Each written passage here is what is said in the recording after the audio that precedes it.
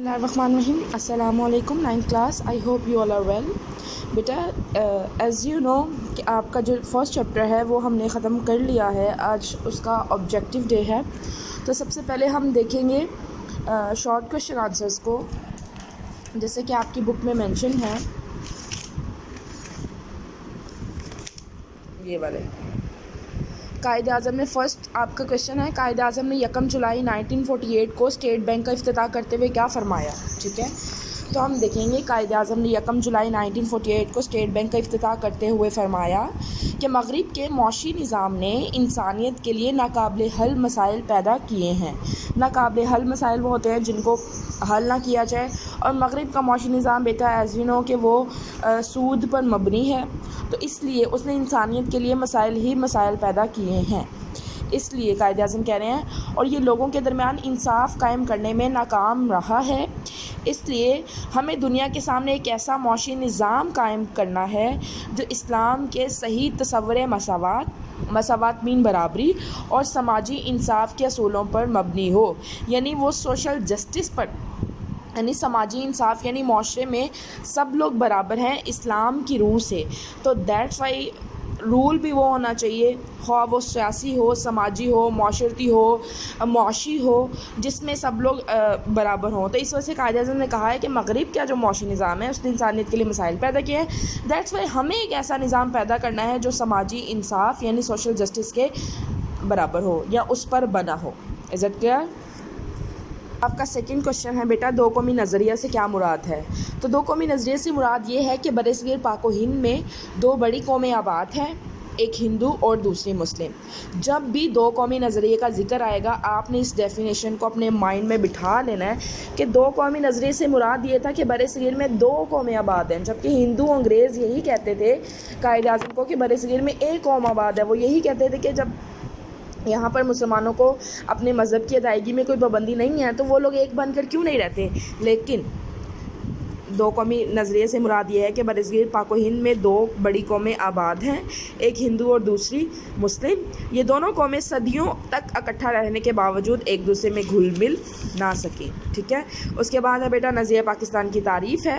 نظریہ پاکستان سے مراد قرآن و سنت کے اصولوں پر بنا ہوا معاشرہ ہے, کیونکہ یہ ہم نے جو پاکستان کو حاصل کیا تھا یہ اسلام کی بنیاد پر کیا تھا, جس میں برصغیر کے مسلمان اسلامی قدروں, ویلیوز اینڈ نظریات یعنی آئیڈیالوجیز, اسلامی قدروں اور نظریات کو محفوظ رکھ سکیں اور ان کے مطابق زندگی گزار سکیں.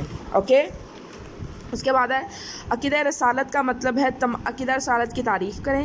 عقیدہ رسالت کا مطلب ہے تمام رسولوں پر ایمان لانا, حضرت محمد صلی اللہ علیہ وسلم کو اللہ تعالیٰ کا آخری رسول اور آخری نبی ماننا, اور یہ ایمان رکھنا کہ آپ صلی اللہ علیہ وسلم کے بعد کوئی نبی نہیں آئے گا.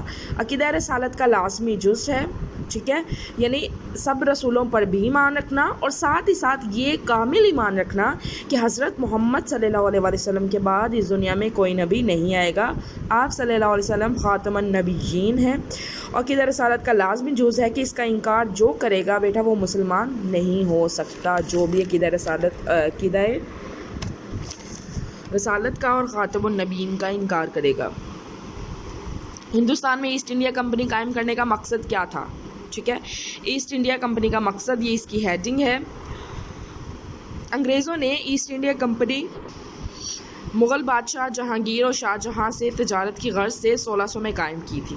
ٹھیک ہے, کمپنی ہندوستان میں ایسی معاشی پالیسیاں بناتی تھی کہ جس سے ہندوؤں کو تو بہت زیادہ فائدہ ہوتا تھا, لیکن وہاں کے جو لوکلز تھے زیادہ سے زیادہ فائدہ خود انگریزوں کو ہوتا تھا. ایسٹ انڈیا کمپنی نے سورت کے مقام پر ایک تجارتی کوٹھی قائم کی تھی, اور بعد میں انہوں نے چنائی اور پھر آہستہ آہستہ کرتے ہوئے تمام سٹیٹس میں انہوں نے اپنی تجارتی کوٹھیاں قائم کر لی تھی.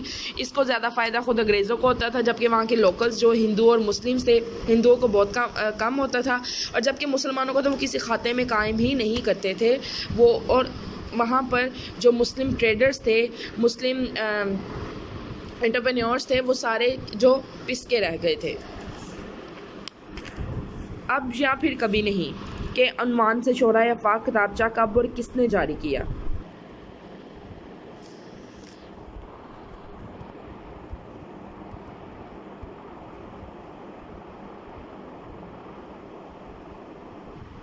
بیٹا یہ جو کوشچن ہے کوشچن نمبر 6, اس کی ہیڈنگ بھی یہی ہوگی، پمفلٹ اب یا پھر کبھی نہیں.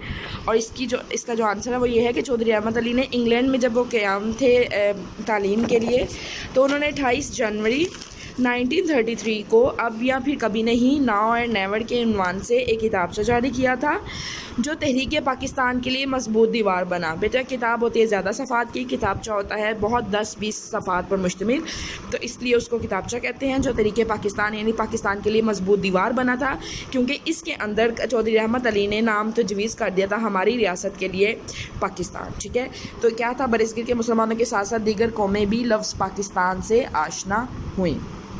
Is it clear? I hope کہ بیٹا آپ سب کو سمجھ آ گئی ہوگی. اس کو اچھے سے دیکھ لیجئے گا، یاد کر لیجئے گا. ٹیک کیئر، اللہ حافظ.